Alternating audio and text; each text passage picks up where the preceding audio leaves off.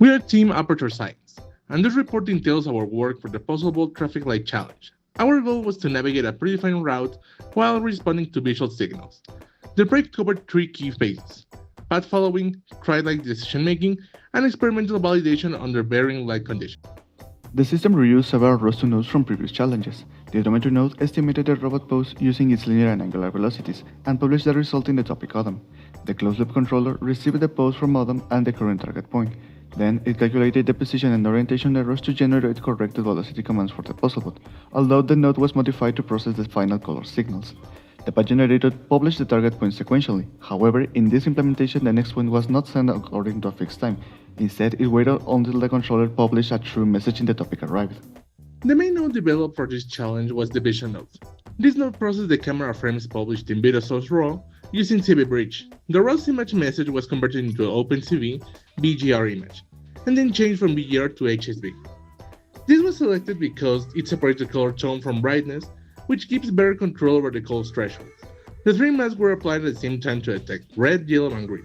A minimum error filter was also used so that the image noise was not considered valid detections. When a valid color was detected, the node published the corresponding string in color detect. The color transitions were managed using a state machine. The initial state was none, and from this, the system could answer to any detected color.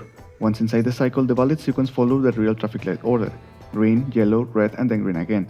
And even if the system stopped seeing a color, it didn't change states until a different color showed up. The controller subscribed to the topic color detect and modified the velocity commands according to the detected color. For red, the linear and angular velocities were reduced to 0, for yellow both velocities were reduced to 50%, and for green the velocities returned to the normal values. We tuned control parameters experimentally by testing motion between target points. Nominal velocities were chosen to minimize oscillation. While the yellow light state reduced the speed by half to show a clear speed reduction, red signals triggered zero velocity for a complete stop. Tuning was validated by measuring final position error and the robot's immediate response to each color detection. Through our experiments, we measured traffic light detection distance as the Puzzlebot navigated a route through points 1,0, 1, -1, 2, -1, and 2, -2. At each detection, we recorded the Euclidean distance between the robot and the traffic light. Testing spanned 4 lighting scenarios, changing natural and artificial light of the room to validate our system reliability.